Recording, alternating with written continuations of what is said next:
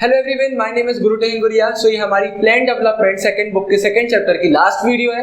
इसमें हम टोटल किस टॉपिक में बात करने वाले, जैसे कि सबसे पहले एक और हमारा जो नया टॉपिक ऐड हुआ है नेशनल डेवलपमेंट काउंसिल, हम उसकी बात करने वाले हैं। इसके बाद हम मेजर आउटकम्स की बात करने वाले हैं कि मेजर आउटकम्स हमको क्या देखने को मिले थे, और इसके बाद लास्ट में हम बात करेंगे लेटेस्ट डेवलपमेंट्स के बारे में कि आखिरी में बाद में क्या डेवलपमेंट देखने को मिले।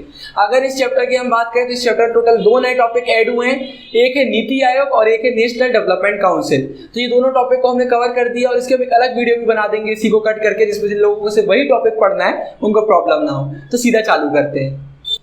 इसके बाद अगर हम बात करें हमारे पहले newly added topic national development council, जिसको राष्ट्रीय विकास परिषद भी बोला जाता है, तो ये एक एपिक्स बॉडी है, मतलब हमारे की एक मेन बॉडी है जिसका मेन काम था ये देखना कि जो डेवलपमेंट हो रहा है इंडिया, मतलब जो प्लानिंग कमीशन का काम चल रहा था, जो भी डेवलपमेंट हो रहा था उस पर पूरा डिस्कशन करना, डिसीजन बनाना कि कैसे डेवलपमेंट का प्रोसेस आगे बढ़ेगा, और साथ ही साथ ये भी देखना कि जो भी डेवलपमेंट हो रहा है ये हर सेक्टर में इक्वली डिस्ट्रीब्यूट हो, मतलब ऐसा ना हो कि एक एरिया में डेवलपमेंट हो जाए बाकी पिछड़ा रह जाए। मतलब इसका मेन काम था इक्वल वे में डेवलपमेंट को प्रमोट करना।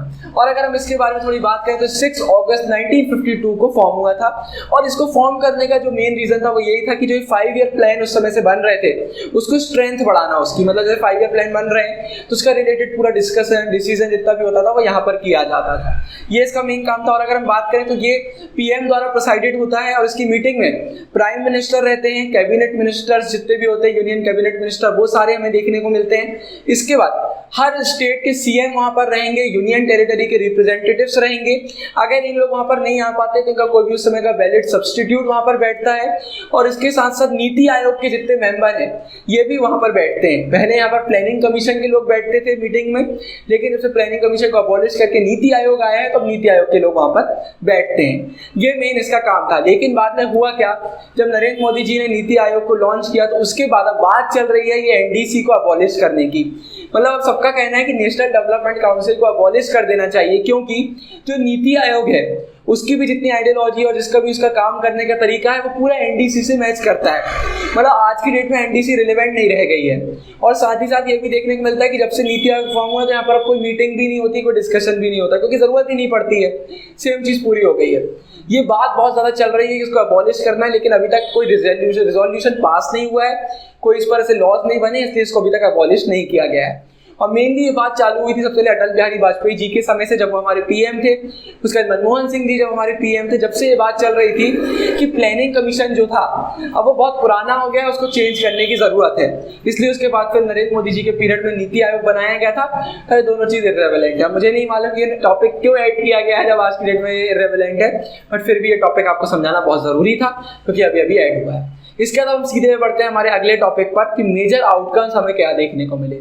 सबसे पहले मैं आपको इसका थोड़ा सा समरी दे देता हूँ। मेन चीज ये हुई, जो हमारे लैंड रिफॉर्म्स की हम बात कर रहे थे वो अच्छे से इंप्लीमेंट नहीं हुए। इंडिया में लैंड रिफॉर्म्स हमें देखने को नहीं मिले थे। इसका मेन रीजन क्या हुआ, जिनके पास ज्यादा लैंड था उनके पावर ऑब्वियसली ज्यादा हो गई थी, और बेचारे जो पुअर लोग थे उनका वही हालत उस समय बेकार थी। उसके बाद पॉवर्टी रेट में ज्यादा अंतर देखने को नहीं मिला, गरीब ही थे। लेकिन एक चीज देखने को मिली, जितने भी इंडस्ट्रियलिस्ट लोग थे वो सारे अब बहुत ज्यादा पावर में आ गए थे क्योंकि उनकी कमाई बहुत ज्यादा हो गई थी। ये चीज हमारे सामने आई। उसके बाद एक चीज जो सबसे ज्यादा देखी जा रही थी वो ये थी कि जब इंडिया की मतलब प्लानिंग चालू हुई थी फर्स्ट 5 ईयर प्लान से, तो उस समय मेन जो फोकस किया जा रहा था वो ये किया जा रहा था कि इकोनॉमिक डेवलपमेंट पर ध्यान दिया जाए ताकि हर फील्ड में हम थोड़ा सा डेवलपमेंट कर सकें। लेकिन इसका इंप्लीमेंटेशन इतना अच्छा नहीं हुआ, इसको अच्छे से लागू नहीं किया गया, तो कहीं ना कहीं एक पॉलिटिकल प्रॉब्लम सामने आ गई। पहले कभी किसी ने सोचा भी नहीं था कि इकोनॉमिक डेवलपमेंट की वजह से पॉलिटिकल प्रॉब्लम भी देखने को मिलेगी, लेकिन देखने को मिली। वो सिंपल सा ये था कि जब अनइक्वल डिस्ट्रीब्यूशन हुआ प्लानिंग का, मतलब 5 ईयर प्लान ने किसी को बेनिफिट किया और किसी को नहीं किया, तो जिन लोगों को बेनिफिट मिल रहा था अब वो पावर में आ गए थे। पॉलिटिक्स में उनकी अलग पावर देखने को मिलती थी, और ऑब्वियस सी बात है अगर कोई बंदा पावर में है तो अपने नीचे वालों को कभी आगे बढ़ने नहीं देगा। तो आगे जितने 5 ईयर प्लान बन रहे थे उन सब में यही प्रॉब्लम देखने को मिल रहा था कि जब पावर के डिस्ट्रीब्यूशन बहुत गलत वे में हो गया था, अनइक्वल हो गया था, तो बेचारे जो पीछे पिछड़े लोग रह गए थे वो अभी भी पिछड़े जा रहे थे। तो ये प्रॉब्लम हमारे सामने बहुत बड़ी आ रही थी। और इसके बाद जो दूसरी मेन चीज हमारे सामने मेजर आउटकम्स है कि होती है फाउंडेशंस। मतलब इंडिया में बहुत ज्यादा फाउंडेशंस लेट हो गए थे। मतलब एक समय जब इंडिपेंडेंस इंडिया को मिली थी उस समय इंडिया का खुद का कुछ नहीं था, लेकिन इसके बाद इंडिया ने सबसे बड़े बड़े मेजर प्रोजेक्ट्स पर काम करना चालू किया जो पहले इंडिया के लिए सोचना भी मुश्किल था। जैसे कि हीराकुद डैम हो गया, भाखरा नंगल डैम हो गया, इतने बड़े बड़े प्रोजेक्ट सामने आए इरिगेशन और पावर जनरेशन को बढ़ाने के लिए। ये अपने आप में एक बहुत बड़ा स्टेप था। इसका मेनली हमें बहुत सारे ऐसे सेक्टर आगे बढ़ते हुए देखे, जैसे इंडस्ट्रीज की अगर हम बात करें तो ऑयल रिफाइनरीज होती है, मिनरल इंडस्ट्री, स्टील इंडस्ट्री हो गई, हमारा डिफेंस का डिपार्टमेंट हो गया, ये सब बहुत तेजी से आगे बढ़ रहे थे। इन शॉर्ट हम बोल सकते हैं कि इंडिया में इंडस्ट्रियलाइजेशन हमें देखने को मिल रहा था बहुत तेजी से। एक नई कंट्री के लिए इंडस्ट्रियलाइजेशन वाला प्रोसेस सबसे डिफिकल्ट होता है, लेकिन वो हमें इंडिया में देखने को मिल रहा था। तो ये बहुत अच्छी चीज हमारे इंडिया के लिए हो रही थी। लेकिन इसके बाद फ्यूचर में हमें बहुत ज्यादा क्रिटिसिज्म देखने को मिला है। मेजर प्रोजेक्ट्स डैम्स बन रहे थे, इस पर आगे वाले हम चैप्टर में पढ़ेंगे, बहुत क्रिटिसिज्म मिला। लेकिन हम सबको जानना बहुत जरूरी है कि अगर उस समय इन क्रिटिसिज्म को सुन के ये सब प्रोजेक्ट्स बंद कर दिए होते तो आज की डेट में इंडिया का एक फाउंडेशन नहीं होता। और आज की डेट में इंडिया के लिए इकोनॉमिक डेवलपमेंट की ओर बढ़ रहा है, नए नए प्राइवेट सेक्टर हमारे सामने आ रहे हैं, इनको एक फाउंडेशन मिली जिसकी वजह से आगे बढ़ पाए। तो मतलब अगर हम बात करें पुरानी तो मे भी उनमें फॉल्ट्स होंगे, मे भी उनके लिए क्रिटिसिज्म जरूरी है, लेकिन उन्हें कभी हमें हल्के में नहीं लेना चाहिए। अगर वो फाउंडेशन उस समय लेट नहीं किए गए होते तो आज की डेट में इंडिया बहुत प्रॉब्लम फेस कर रहा होता। तो एक बहुत बड़ी चीज हमारे सामने आ रही थी फाउंडेशन की। और आज की डेट में हम जो बात करते हैं इतने ज्यादा ट्रांसपोर्टेशन और कम्युनिकेशन की, क्या आज इतनी जल्दी इंटरनेट हमें प्रोवाइड हो पा रहा है या इतना अच्छा ट्रांसपोर्टेशन हो गया है, ये भी इतना आसान नहीं होता अगर उस समय अपने स्टेप नहीं लिए होते। मे भी उस समय इसमें एक्सपेंस बहुत ज्यादा लगा था, बहुत सारी रिसोर्सेस यहाँ पर लग रही थी, लेकिन एट द एंड ये चीजें बहुत ज्यादा जरूरी थी जिसकी वजह से इंडिया इतना डेवलप हो रहा है। तो हमें ये चीजें भी समझना बहुत जरूरी है, क्योंकि मे भी बोर्ड में आपसे दोनों क्वेश्चन पूछे जा सकते हैं कि इसके पॉजिटिव इंपैक्ट बताओ, नेगेटिव इंपैक्ट बताओ, तो आपको दोनों क्लियर होना चाहिए। इसके बाद जो सबसे बड़ी बात हम बार बार जिसके बारे में बात कर रहे हैं उसके बारे में बात कर लेते हैं, वो है लैंड रिफॉर्म्स। मतलब अगर कभी भी हम इंडियन हिस्ट्री निकालें, आप इकोनॉमिक्स में चले जाइए, पॉलिटिक्स में चले जाइए, हिस्ट्री में चले जाइए, इंडिपेंडेंस की जो सबसे बड़ी बात की जाती है वो लैंड रिफॉर्म्स की, क्योंकि उस समय इंडिया के में लैंड्स की स्थिति बिल्कुल अच्छी नहीं थी। सबसे बड़ी चीज जो हमें देखने मिली थी इंडिपेंडेंस का वो ये थी अबॉलिशन ऑफ जमींदारी सिस्टम। इसके बारे में पूरा डिटेल में हिस्ट्री में पढ़ने वाले हैं। तो ये जमींदारी सिस्टम था, इसमें बहुत बड़ा रोल होता था वहाँ के जमींदार का, जो मतलब लैंड ओनिंग क्लास होती थी वहाँ की, इन लोग का बहुत बड़ा रोल होता था, छोटे छोटे फार्मर्स को परेशान करते थे। सबसे पहले इसको अबॉलिश कर दिया गया था, तो पूरे जमींदारी सिस्टम को वहां से हटा दिया गया था। सबसे बड़ी चीज हमें देखने को मिल रही थी। लेकिन इसके बाद भी कई ऐसी चीजें थी जहां पर इंडियन गवर्नमेंट फेल हो गई, इसलिए मैंने आपको स्टार्टिंग में ओवरव्यू में बताया था कि लैंड रिफॉर्म अच्छे से नहीं हो पाए थे। तो इसमें बेसिकली हम तीन चीजों के बारे में बात कर रहे हैं। इन तीन चीजों में से एक चीज सक्सेसफुल हो गई थी, बाकी दो चीजें पूरी तरीके से फ्लॉप हो गई थी। सबसे पहली चीज आती है वो ये है कि इंडिया जब इंडिपेंडेंस इंडिया को मिला उसके बाद एक चीज जो सबसे ज्यादा देखने को मिल रही है वो ये थी कि इंडिया में जो लैंड थे ना वो बहुत स्मॉल स्मॉल पीसेस में डिवाइडेड थे। जमींदार लोगों को छोटे छोटे लोगों को डिवाइड कर देते और ऐसे बहुत सारे रीजंस थे जिसकी वजह से लैंड बहुत छोटे छोटे पीसेस में डिवाइड हो जाता था। अब आप ही बताइए कि अगर छोटा सा पीस रहेगा तो उसमें एग्रीकल्चर कैसे होगा, क्रॉप्स कैसे उगाए जाएंगे उसमें।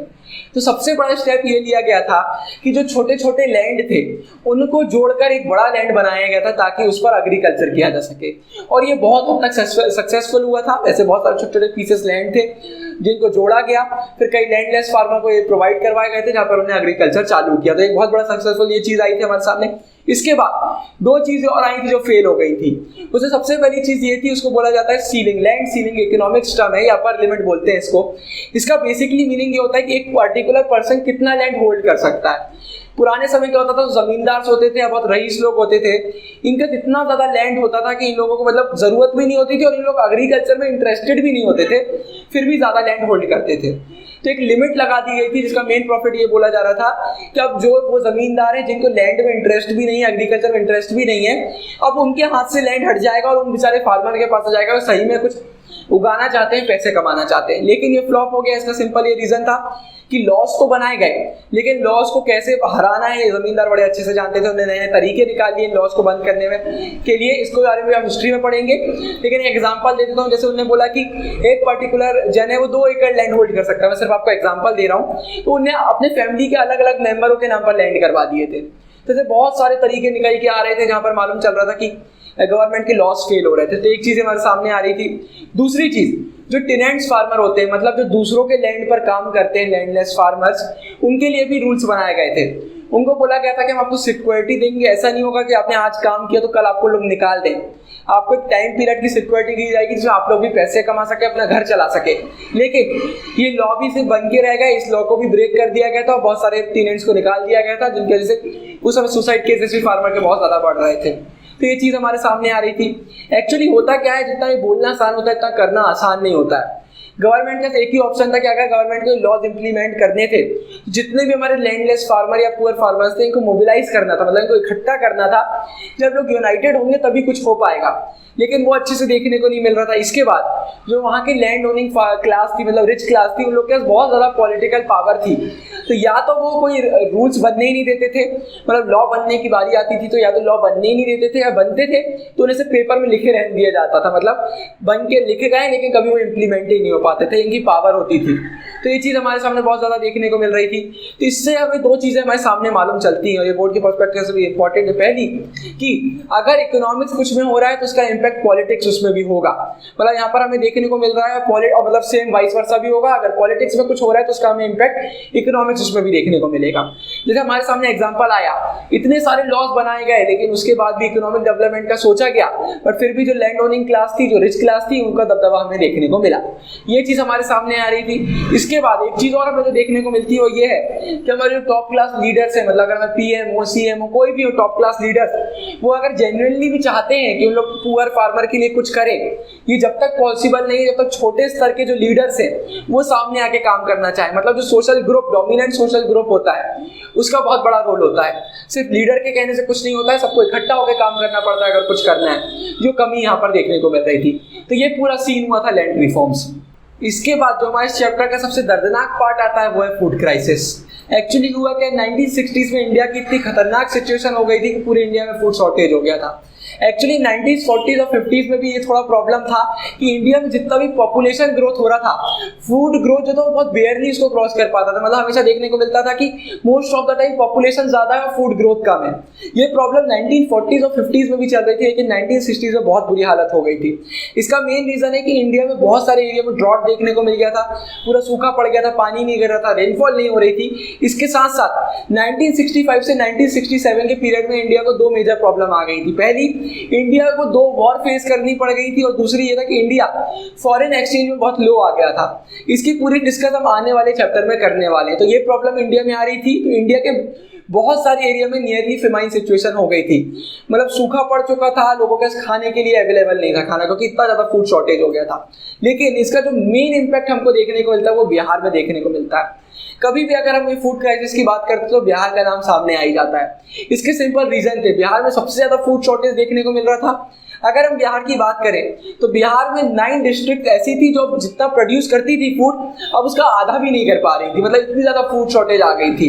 और इन 9 डिस्ट्रिक्ट्स में से 5 ऐसी थी जो मतलब 1/3 भी प्रोड्यूस नहीं कर पा रही थी। तो आप कुछ समझ सकते हैं कि 1/3 भी अब वो प्रोड्यूस नहीं कर पा रही थी, इतनी ज्यादा प्रॉब्लम देखने को मिल रही थी। और जब फूड शॉर्टेज हुआ, मतलब चाहे आपके पास कितना पैसा हो, लेकिन अगर उसका खरीदने के लिए मतलब अवेलेबल ही नहीं खाना तो कैसे खरीदोगे, तो ये प्रॉब्लम बहुत ज्यादा देखने को मिल रही थी। तो हमारा माल न्यूट्रिशन बहुत ज्यादा बढ़ गया था, मतलब कुपोषित होने लगे थे लोग। तो इसका सिंपल एग्जांपल मैं आपको देता हूँ कि पर पर्सन अगर डेली कैलोरी इंटेक दे रहे तो 2450 होता है, इतनी कैलोरी पर डे के इंसान को मतलब एवरेज लेना चाहिए। बिहार में पहले से ही कम थी, वहाँ पर 2200 थी जो एक पर्टिकुलर व्यक्ति ले रहा था। लेकिन ये जब ये पूरा 1960 का दौर आया तो वहाँ पर वो 1200 हो गई थी, मतलब 1200 कैलोरी पर डे लोग ले रहे थे, आधे से कम। तो ऐसे में कई लोगों की डेथ हो रही थी, कई लोग पॉवर्टी में इतना ज्यादा गिर गए थे, मतलब हर तरफ फूड शॉर्टेज थी। मतलब आप ये बोल सकते हैं कि उस समय कितना दर्दनाक सीन हो गया था बिहार में कि उसको भूल पाना बहुत मुश्किल था।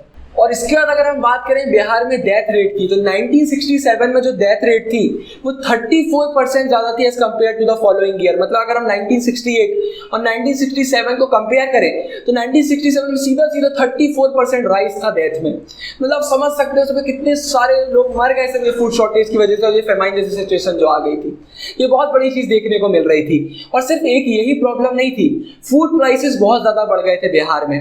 मतलब व्हीट और राइस की प्राइस डबल हो गई थी। अगर हम कंपेयर करें उसके बाजू वाले स्टेट पंजाब से, पंजाब एक प्रॉस्परस स्टेट है, अगर उसको हम एग्रीकल्चर साइड में देखते हैं तो इतना ज्यादा अंतर देखने को मिल रहा था फूड प्राइस में। और साथ ही साथ एक जो सबसे बड़ा रीजन बोला जाता है कहीं ना कहीं बिहार में इतना ज्यादा फूड शॉर्टेज की, वो था वहाँ की जोनिंग पॉलिसी।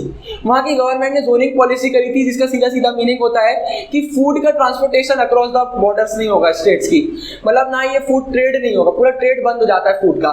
तो सिंपल सी बात है, जब बिहार में खुद प्रोडक्शन ज्यादा नहीं है और ये बाजू वाले स्टेट से लेना भी नहीं चाह रहा है फूड, तो ऑब्वियसली आने वाले सालों में जब धीरे धीरे बढ़ता जाएगा तो एक समय आएगा जब फूड शॉर्टेज हो जाएगा।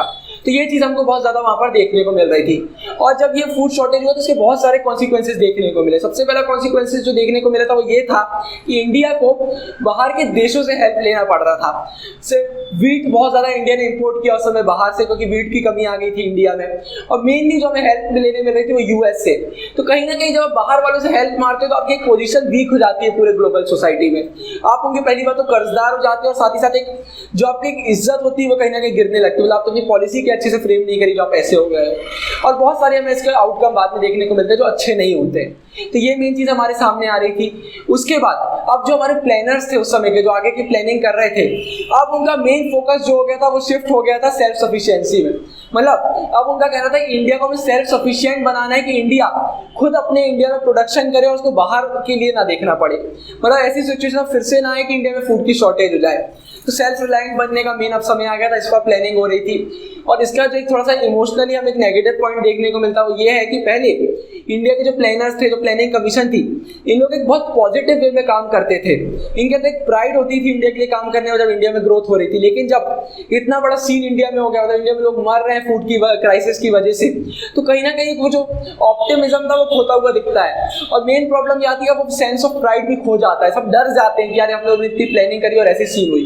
तो अब थोड़ा सा ये प्रॉब्लम भी हमें देखने को मिल रहा था। तो ये पूरी चीजें आती है हमारी बिहार के फूड क्राइसिस में, बेसिकली इंडिया में जितना भी फूड क्राइसिस हमें देखने को मिला। और अगर हम कंपेयर करें फूड प्राइसेस बिहार और पंजाब की, तो मेनली व्हीट राइस की अगर प्राइस की हम बात करें तो पंजाब से डबल प्राइस हो गई थी बिहार में। मतलब इंडिया के दो स्टेट है और दोनों में इतना बड़ा डिफरेंस प्राइस में देखने को मिल रहा था। तो सिंपल रीजन था फूड शॉर्टेज इतना ज्यादा हो गया था कि प्राइस बढ़ाने पड़ रहे थे। लेकिन ये बहुत चौंकाने वाली बात है कि इतनी ज्यादा सिचुएशन बिगड़ गई थी, इसलिए डबल प्राइस हो गया था। अब इसके बाद हमारा आता है एक बहुत ही important topic, green revolution board के पर्सपेक्टिव से। ये क्वेश्चन बहुत चांसेस है कि बोर्ड में आपको देखने मिल जाएगा, और ये वाला टॉपिक हमारे इकोनॉमिक्स और पॉलिटिकल साइंस दोनों में। तो बेसिकली हुआ क्या, 1960s में जैसा कि मैंने आपको बताया फूड क्राइसिस चल रहे थे और उस समय हम मेनली डिपेंडेंट थे यूएस पर, उसकी एड हम ले रहे थे। सिंपल सी बात है, जब आप किसी पर डिपेंडेंट होते हो तो उसका कहीं ना कहीं प्रेशर हम पर देखने को मिलता है। तो उस समय हम यूएस पर बहुत ज्यादा डिपेंडेंट थे, तो यूएसए ने हमें प्रेशराइज किया कि हम अपनी इकोनॉमिक पॉलिसीज को चेंज करें। यूएसए ने हमको कुछ आइडिया बताए जिससे इंडिया ने अपनी पॉलिसीज में चेंज किया, मेनली इकोनॉमिक पॉलिसीज में। जहां पहले इंडिया का मेन फोकस रहता था कि जितने भी पुअर लोग हैं उनका, जितने भी पुअर पीजेंट्स हैं उन पर ध्यान दें, उनको लैंड प्रोवाइड करवाएं, उनको सब्सिडी दें। अब इंडिया ने वो चीज छोड़ी और इंडिया ने अलग दिमाग दौड़ाया। इंडिया ने बोला इससे अच्छा क्यों ना, जैसे कि इंडिया में भी फूड शॉर्टेज चल रही है, तो जितने यहाँ के हमारे फार्मर हैं जो पहले से एक ठीक ठाक सिचुएशन में हैं, जिनका इरीगेशन प्रॉपरली है, इरीगेशन फैसिलिटी की कमी नहीं है, अच्छा खासा लैंड है, क्यों ना हम उनको प्रमोट करें। इंडिया की एक नई स्ट्रेटेजी आई थी। इंडिया ने यहाँ पर क्या किया, तो मतलब जितने से पहले से अच्छी पोजीशन में फार्मर्स थे उनको अच्छे हाई यील्डिंग वेराइटीज वाले सीड्स, मतलब HYV सीड्स प्रोवाइड करवाए, फर्टिलाइजर, पेस्टिसाइड पूरा प्रोवाइड करवाए, अच्छी इरीगेशन फैसिलिटी प्रोवाइड करवाई और हर चीज अच्छी बहुत लो रेट में सब्सिडाइज्ड वे में फॉर्म में उनको प्रोवाइड करवाई।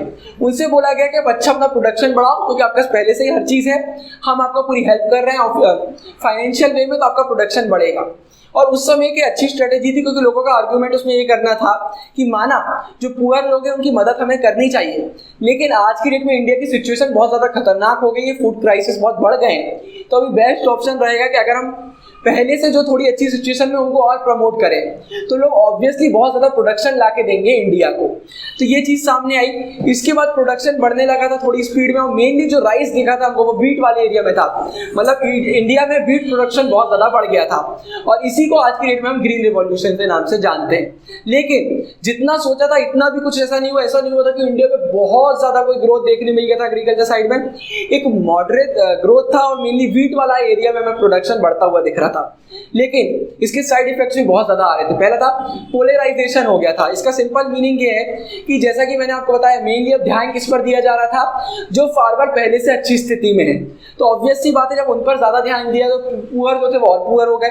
तो एक रिच और पुअर का गैप देखने को मिल रहा था। साथ ही साथ इस ग्रीन रिवॉल्यूशन ने हर स्टेट को बेनिफिट नहीं किया।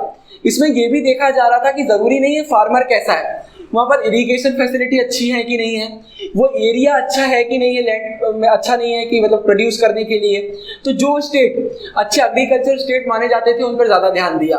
तो मेनली पंजाब, हरियाणा और वेस्टर्न उत्तर प्रदेश में बहुत बेनिफिट देखने को मिला था, जिसकी वजह से ग्रीन रिवॉल्यूशन के चलते चलते लोग बहुत आगे बढ़ गए थे, लेकिन बाकी जितने स्टेट हैं बहुत पीछे हो गए थे। तो यहाँ पर भी एक बहुत बड़ा गैप हमको देखने को मिल रहा था। तो ये चीज हमारे सामने आ रही थी। इसके बाद जो पहले के लैंडलॉर्ड्स हुआ करते थे उनको ज्यादा पावर बढ़ गई थी, क्योंकि सिंपल बात है, उनका लैंड था, अब आपने उनको सब चीज और प्रोवाइड करवा दी, उन लोग और ज्यादा रिच हो गए। तो ये चीज जब सामने आई तो पुअर और रिच के बीच एक बहुत बड़ा डिफरेंस हमको देखने को मिल रहा था। और इसके बाद गवर्नमेंट ने उनको प्रॉमिस ये भी कर दिया था कि आप जो भी प्रोड्यूस कर रहे हो ये हम आपका 100% खरीदेंगे। तो इससे मेन प्रॉब्लम ये हो रही थी कि अब ऐसा भी नहीं था कि कोई इच्छुक नहीं है काम करने को। भाई सिंपल सी बात है, वो क्रॉप उगा रहे हैं, गवर्नमेंट पूरी फैसिलिटी प्रोवाइड करवा रही है, फिर गवर्नमेंट खरीद भी रही है, तो हर कोई प्रॉफिट कमाना चाहता है। तो इसमें सबने बढ़ चढ़कर हिस्सा लिया, तो जो रिच लोग थे वो बहुत ज्यादा रिच हो गए थे। तो ये एक बहुत बड़ी प्रॉब्लम देखने को मिल रही थी। सो इसके बाद दो बहुत बड़ी चीज हमारे सामने आ गई थी। पहला, जैसा कि मैंने वही बताया, रिच और पुअर के बीच बहुत बड़ा डिफरेंस बन गया था। इसका ये हुआ, जो लेफ्ट विंग वाले लोग होते हैं जो हमेशा पुअर लोगों को सपोर्ट करते हैं, अब उनको एक मौका मिल गया था ये पुअर पीजेंट्स को ऑर्गेनाइज करने का। तो सिंपल से, या तो बुक भी हिंट दे रही है, या मैं आपको बता देता हूँ कि जब भी ऐसे ऑर्गेनाइजेशन फॉर्म होते हैं, मतलब जब जितने छोटे छोटे पुअर पीजेंट एक साथ आएंगे, तो बहुत सारी चांसेस रहती है कि दंगे हो जाएंगे बाद में। अब वो तो आने वाले चैप्टर में मालूम चलेगा कि दंगे होते हैं कि नहीं होते हैं, लेकिन एक हिंट हो सकती है कि सिंपल सी बात, जब डिफरेंस देखने को मिल रहा है, फिर एक पॉलिटिकल लेफ्ट विंग साइड अब इन लोगों को सपोर्ट कर रहा है जो इस समय उदास हैं, दुखी हैं, तो कहीं ना कुछ तो होने वाला है। तो ये चीज हमारे सामने आ रही थी। इसके बाद एक नई चीज और देखने को मिली, जैसे हमने पहले वाले चैप्टर में बात करी थी कि एक मिडिल क्लास फॉर्म हो गई थी, तो यहाँ पर भी एक मिडिल पीजेंट क्लास फॉर्म हो गई थी। क्या हुआ, गवर्नमेंट ने जब इतना सपोर्ट किया, तो जो लोग थे जिनका ज्यादा लैंड नहीं था, मतलब एकदम बहुत ज्यादा लैंड नहीं था, बट फिर भी पर्याप्त लैंड था, उनको भी गवर्नमेंट ने सपोर्ट किया। अब वो भी रिच हुए, उन्हें भी प्रोडक्शन किया। तो अब एक नई क्लास फॉर्म हो गई थी, जहां पर वो पीजेंट आने लगे थे जिनके सफिशिएंट लैंड है और अब वो रिच हो गए, और इन लोगों ने भी बहुत बड़ा रोल प्ले करना चालू कर दिया था सोशल पॉलिटिक्स वे में, मतलब एक पॉलिटिकली इन्फ्लुएंस एक बढ़ गया था। तो ये पूरा आता है ग्रीन रिवॉल्यूशन के बारे में। अब इसके बाद हम सीधा पढ़ते हैं व्हाइट रिवॉल्यूशन के बारे में। तो आप सभी ने ये जिंगल तो सुना ही होगा, और साथ ही साथ इस लड़की को भी देखा होगा। तो ऐसा हुआ क्या, जो आज की डेट में फेमस हो गए। अमूल एक पूरा मूवमेंट था कोऑपरेशन का, जहां पर पूरा बताया गया कि डेयरी कोऑपरेटिव कैसे फॉर्म कर सकते हैं। इसके पहले मैं आपको एक जन के बारे में थोड़ा सा बता देता हूँ, वो है वर्गीस कुरियन, जिनको मिल्क मैन ऑफ इंडिया बोला जाता है। इनको माना जाता है कि गुजरात कोऑपरेटिव मिल्क और साथ ही साथ मार्केटिंग फेडरेशन लिमिटेड, जिसने बाद में जाके अमूल को लॉन्च किया, इसमें इनका बहुत बड़ा हाथ था। मतलब आज हम बात करें इंडिया की, जितना भी मिल्क प्रोडक्शन इंडिया में होता है उसको एक राइस देने में बहुत बड़ा हाथ था वर्गीस कुरियन का। इन्हें बहुत बड़ा एक रोल प्ले किया था, जिसका एक व्हाइट रिवॉल्यूशन हमको देखने को मिला। तो हम पूरा उसके बारे में पढ़ते हैं। तो अगर हम बात करें अमूल की, तो अमूल एक छोटा सा मूवमेंट था जो आनंद टाउन से चालू हुआ था, जो गुजरात में लाया करता है। इसमें मेनली इन्हें क्या बोला था, एक मॉडल बनाया था, जहां इन्हें बोला था जितने भी प्रोड्यूसर्स हैं, मिल्क प्रोड्यूसर्स, उनके हम कोऑपरेटिव्स फॉर्म करेंगे। और किसी ने कभी सोचा नहीं था कि जो कोऑपरेटिव्स आज की डेट में इतनी वैल्यू करने लगेंगे। इसके बाद फिर 1970s में जब रूरल डेवलपमेंट प्रोग्राम आया, तो इसी मॉडल को इम्प्लीमेंट किया गया था। यहाँ पर हमने बोला था कि एक बेस्ट तरीका है हमारे जो रूरल एरियाज हैं वहाँ से पॉवर्टी हटाने में और वहाँ पर एम्प्लॉयमेंट जनरेट करने में। तो बेसिकली जो मॉडल था, इसमें बात की गई थी डेयरी कोऑपरेटिव्स की। मतलब इन्हें बोला था कि जितने भी डेयरी कोऑपरेटिव्स हैं उनको एक ग्रुप में बना के हम काम करेंगे। और इसमें देखने को मिला कि गुजरात में 2.5 मिलियन से ज़्यादा लोग आज की डेट में अमूल में ज्वाइन कर चुके हैं। इसमें मेनली होता क्या था पहले, कि अगर हम बात करें तो जितने भी डेयरी में प्रोड्यूस होता था मिल्क, इनको बेचा जाता था, उनको जो फ्यूचर में कंज्यूमर को बेचेंगे। मतलब मिडिल मैन का रोल बहुत ज़्यादा था उस समय। सबसे पहले मिडिल मैन को हटाया गया और सीधे कंज्यूमर और प्रोड्यूसर को लिंक कर दिया गया था। तो इन लोग क्या करते थे, जितने भी लोग मिल्क प्रोड्यूस करते थे, जिनकी डेयरीज होती थी, इन्हें ग्रुप फॉर्म किया, कोऑपरेटिव फॉर्म किए, जहां पर पूरा मिल्क आता था। साथ ही साथ इंडिया को ग्रिड्स में डिवाइड कर दिया गया था कि ऐसे ऐसे हम रोल प्ले करेंगे अलग ग्रिड्स में। इसका पूरा डिटेल में इकोनॉमिक्स के एक चैप्टर में दिया हुआ है। तो इनका काम यही होता था, जो पूरा मिल्क प्रोड्यूस होता था वो एक कोऑपरेटिव में आता था, वहां से पैकेट्स में पूरे इंडिया में डिलीवर होता था। इंडिया में डायरेक्टली कंज्यूमर उसको खरीदते थे और उसका जितना प्रॉफिट होता था वो डिस्ट्रीब्यूट कर दिया जाता था, सबने जितना योगदान दिया उसके बेसिस पर। तो ये बहुत बड़ी चीज़ हमारे सामने आई थी और आज की डेट में बहुत सारे कोऑपरेटिव्स इंडिया में देखने को मिलते हैं। इसने सबसे बड़ा रोल प्ले किया था जो हमारा पॉवर्टी वाला एरिया था रूरल साइड में, उसको कम किया, साथ ही साथ बहुत ज़्यादा एम्प्लॉयमेंट इसने जनरेट किया था। और इसका जब सबसे बड़ा पॉजिटिव जो इम्पैक्ट देखने को मिलता है वो विमेन साइड में देखने को मिलता है कि विमेन का एम्प्लॉयमेंट इसने बहुत जनरेट किया। जो विमेन कोऑपरेटिव्स बनाए गए हैं आज की डेट में मेनली डेयरी मिल्क के, ये जो डेयरी मिल्क प्रोडक्शन होता है उसके लिए, इसमें हमें देखने को मिलता है कि डेयरी प्रोडक्शन में विमेन बहुत बड़ा रोल प्ले करने लगी हैं, मतलब विमेन को भी एम्प्लॉयमेंट जनरेट हुई।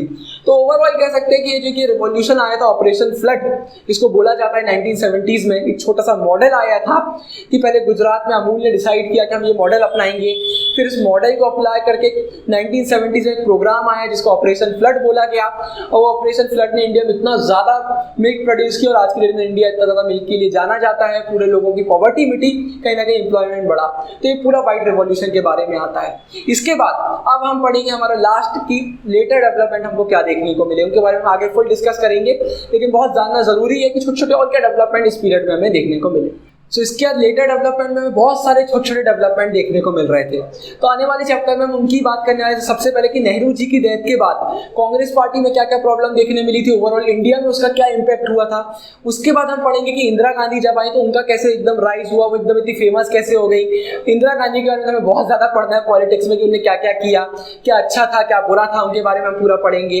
इसके बाद एक चीज हमें और देखने को मिलेगी कि बाद में पब्लिक सेक्टर ने वापस अपना रोल कैसे बढ़ाया था, साथ ही साथ 14 बैंक प्राइवेटाइज हो गए थे। बाद में ये भी देखने को मिला था कि प्राइवेट सेक्टर पर बहुत सारे रूल्स एंड रेगुलेशन लगा दिए गए थे। इसके बाद एक चीज और ये हुई थी कि अब जो सोशलिस्ट आइडियोलॉजी थी उसकी तरफ इंडिया का टिल्ट शिफ्ट हो रहा था, उसका बड़ा रोल प्ले हो रहा था, उसके बारे में हम पढ़ेंगे। बाद में हम ये भी पढ़ने वाले हैं कि जो ये इंडिया ने मेनली कर लिया था कि पब्लिक सेक्टर बड़ा रोल प्ले करेगा, कितने दिन तक चला, इसका कैसे इकोनॉमिक ग्रोथ फिर से हमारी गिरने लगी थी, कैसे 1960 से 80 से बीच में इंडिया की सिर्फ 3% हमारी रेट बढ़ रही थी। ये पूरा हम आने वाले चैप्टरों में पढ़ेंगे। इसके बाद ये भी हम पढ़ने वाले हैं कि इंडिया में डिबेट कैसे बहुत ज्यादा बढ़ रही थी इन सब चीज को लेकर कि स्टेट को क्या बड़ा रोल प्ले करना चाहिए क्या नहीं करना चाहिए। मैं अभी बस आपको इतना बता सकता हूँ कि आगे वाले चैप्टर बहुत ज्यादा इंटरेस्टिंग है।